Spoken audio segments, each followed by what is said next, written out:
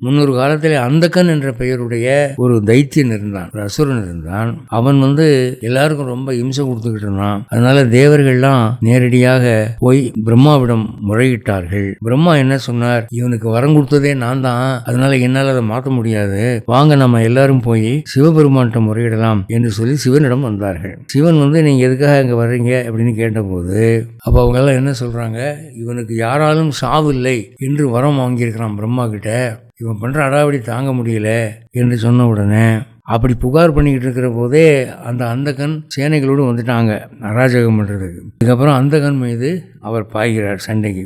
பெரிய சண்டை நடக்குது, உக்ரமா நடக்குது. இப்ப என்னாச்சுன்னா, சிவன் தன்னுடைய திரிசூலத்தினாலே இந்த அந்தகன் மேல குத்தினா அங்கிருந்து ரத்தம் சொட்டினா ஒவ்வொரு சொட்டிலிருந்தும் இன்னொரு அந்தகன் உருவாகிறான். அவன் ஆர்ப்பாட்டம் பண்ணுகிறான். எத்தனை அந்தகனை தான் கொள்றது என்று எல்லாரும் தடுமாறி கொண்டு இருக்கிற போது இப்ப என்ன செய்யறதுனே தெரியலையே என்று இருக்கிற போது சிவபெருமான் ஒரு மாயா சக்தி, அதாவது தன்னுடைய பார்வதியினுடைய பெண்ணம்சமாக யோகேஸ்வரி என்று ஒருத்தியை சிருஷ்டி பண்றார். உடனே பிரம்மாவும் ஒரு பெண்ணை சிருஷ்டி பண்றார், முருகனும் அதே மாதிரி சிருஷ்டி பண்றார், இந்திரனும் பண்றான். எல்லா தேவர்களும் தம் தம் சார்பாக ஒரு பெண்ணை சிருஷ்டி செய்கிறார்கள். அவர்கள் மாத்திருகணங்கள் என்று அழைக்கப்பட்டார்கள்.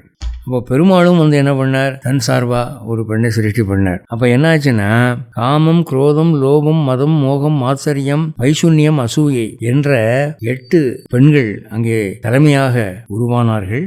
அவர்களெல்லாம் என்ன பண்ணாங்க அப்படின்னு சொன்னா, இந்த அந்தகனுடைய உடம்புல இருந்த ரத்தத்தை பூரா அப்படியே சுண்டி உறிஞ்சிட்டாங்க. ரத்தம் இருந்தா தானே சிந்தும், ரத்தம் சிந்தினா தானே இன்னொரு அந்தகன் வருவான்னா ரத்தத்தை பூரா உறிஞ்சிட்டாங்க. உறிஞ்சின உடனே உடம்புல ரத்தமே இல்லைன்னு ஆன உடனே அந்த அந்தகன் இறந்து போனான். அப்போ பிரம்மா பார்த்தாராம். பார்த்து இந்த 8 மாத்திருக்கா கணங்கள் தாய்மார்னு அர்த்தம், வேற ஒன்றும் இல்லை. அதுக்கு யார் யார் எந்த வடிவெடுத்தாங்கன்னா, யோகேஸ்வரி காம வடிவெடுத்தாள், மாகேஸ்வரி குரோத வடிவெடுத்தாள், வைஷ்ணவி லோப வடிவெடுத்தாள், பிராமணி மதம் ஆணவம் வடிவெடுத்தாள், கௌமாரி மோக வடிவெடுத்தாள், இந்திராணி மாத்சரிய வடிவெடுத்தாள், யமனுடைய அம்சமாய் வந்தவள் வைசுன்யமாய் வடிவெடுத்தாள், வாராகி தேவி அசூயை வடிவெடுத்தாள் அப்படின்னு விவரம் கொடுக்கிறார். இவங்க அந்த ரத்தத்தை பூரா சுண்டின உடனே அவன் செத்து போனா. பிரம்மாவுக்கு ரொம்ப சந்தோஷமாயி அந்த 8 தாய்மார்களை பார்த்து, உங்களுக்குன்னு ஒரு திதி ஒதுக்குறேன், அதுதான் அஷ்டமி. இந்த 8 தாய்மார்களுக்கு மாத்திருக்கா தேவிகளுக்கு உரிய திதி அஷ்டமி.